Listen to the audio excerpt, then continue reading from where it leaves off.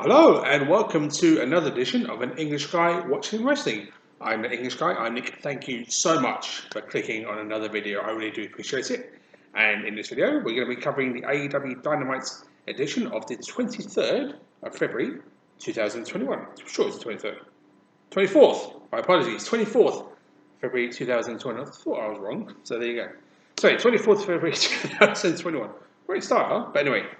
It was actually a very, very good show, to be completely honest. I enjoyed it. And again, Dynamite, AEW once again, this year just showing how good they have been. They've been fantastic from the start of the year.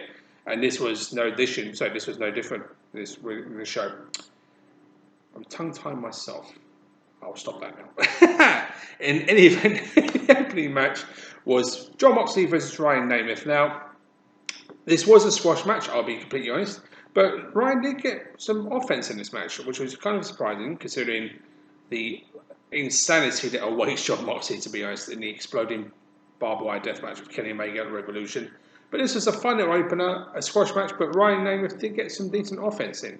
So, not as bad as I anticipated. So, fun, short match, try myself again with the tongue. Anyway, fun, short match. There you go. Next match was Brian Cage and Ricky Starks versus the Varsity Blondes, who also, the Brian Cage and Ricky Starks, have a date with Destiny at Revolution against Sting and Darby Allin. And I'll give credit where it's due. This was a good tag match. I really did enjoy this one. I really do like the Varsity Blondes. They've really grown on me. Brian Cage and Ricky Starks are also part of Team Taz, of course. Also very, very reliable. And this was a good tag match.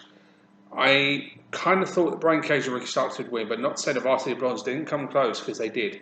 I enjoyed this match for what it was. And one thing you can't say about AEW's tag team division is how it's weak. It's definitely not weak. It's very, very strong. And this, again, proved it even further. This was a really good tag match. So, definitely thumbs up to both teams in this one. Next match was Brandon Cutler versus Jake Hager. Short match, I'll say this, and Jake Hager won. I half expected Jake Hager to win, and obviously after the confrontation between Brandon Cutler and Jake Hager last week, led to this match. But short match, fun match. Next match was Isaiah Cassidy versus Hangman Page. Now, I personally was looking forward to this match because of just the two athletes involved, and Hangman Page, such an incredible wrestler, so is Isaiah Cassidy. And it showed this was a cracking match. One thing I can't say now, because I've seen Isaiah Cassidy wrestle singles before, that he can't do it. He's usually a tag team wrestler with Mark Quinn, but he can do it. He really can. And I really enjoyed this match. And hopefully, I wouldn't mind seeing this two go out again. This was a very, very, very good back and forth match. Good to see Hangman Page win with the Deadeye. I've not seen him use the Deadeye for a long time. And very good by Isaiah Cassidy to work on Hangman's arm during this match, because obviously Hangman Page likes to use the buckshot lariat, but obviously working on the arm, he couldn't really do that. Obviously, he couldn't. If you know how he does the buckshot lariat, he's on the outside, grabbing the top rope, flips himself over the top rope with both arms, of course, and hits the buckshot lariat. Couldn't quite do it because of the injury to his arm that was done by Isaiah Cassidy, which was very smart, to be very, very fair. And I enjoyed the strategy by Isaiah, and hopefully, you kind of see things like that happen more often, because you don't really see much in AEW, people going after the limb or whatever it is to stop them doing the finisher. But of course, Hangman Page has the Deadeye, which he hasn't used for quite some time. So it's good to see music again, but this was a very, very good match. I really enjoyed it, so definite thumbs up to both of them. Our next match was the continuation of the AEW Women's Tournament to determine the new #1 contender for Hikaru Shida, who will they be facing at Revolution. Nyla Rose versus Britt Baker. And again, AEW's Women's Division this year has been fantastic. This was definitely no exception. This was an excellent match between two fantastic female performers who this year I think could really be a big year for them. And Britt Baker's starting to build it up a little bit ready. Nyla Rose was a former AEW Women's Champion, as we know. Is starting to build up a bit more and more. I think she's also kind of becoming face, I think. Obviously, also because Britt Baker's, I think, the biggest heel in the AEW Women's Division. But this was superb stuff. It was stunning to watch from start to finish. And I think Nyla Rose winning was the right call. As much as I do like Britt Baker, I think she's a great wrestler. I think Nyla Rose was the right call to get her back on that momentum, and to hit 2 beast bombs to win was impressive. And not to say that Britt Baker lost anything in this match, because she definitely didn't. Both women put an excellent performance in this match. I thought this was stunning. As I said, the women's division this year is just building and building and building, and it's just so good to watch. You really are missing out if you're not watching it. I love this match. And if it continues like this all year, it's just going to elevate AEW even more, I think. So, definite thumbs up to both ladies. This was superb stuff.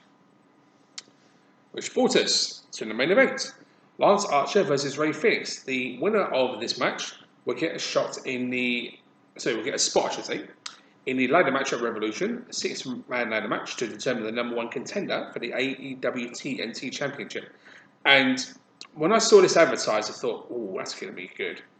This was absolutely outstanding stuff from both men. And Lance Archer, being the big guy that he is, he's a bruiser. He moves like a cruiserweight when he wants to. And against Rey Fenix, who doesn't really face men like Lance Archer, who's much, much larger. But boy, did he really put on like a David versus Goliath performance in this match.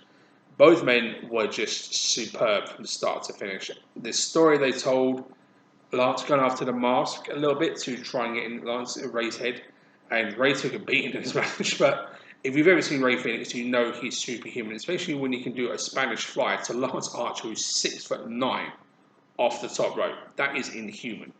And I've said it before, Rey Fenix is not human. He's amazing. And this was, again, I think honestly, Lance Archer's best AEW performance to date. To be honest, I thought he was superb in this match. I think him winning was the right call too, because to have a big guy in a ladder match is not something you see very often in AEW, to be honest. But I'm looking forward to see what he does, and obviously the fact that Penta is already in the match, so to see the Rey, who's Penta's brother, in a match wouldn't have not been possibly the worst call, but not the call that I think people were expecting. But this was a stunning match, to be honest. I loved it, and the big man versus little man philosophy, especially with someone who can move like Rey Fenix, just worked so well. And not to say Lance can't move, because he can move. This was superb stuff. I loved it. And I really think this was a proof that AEW could put whoever they want in the main event and make it work. These two work together like this. And I loved it. I want to see more of this, to be honest. I loved it. And tops off what was a very, very good episode of AEW. I said it before and I was saying again, AEW this year has just been on fire. And it's continuing with this another really, really good episode of Dynamite.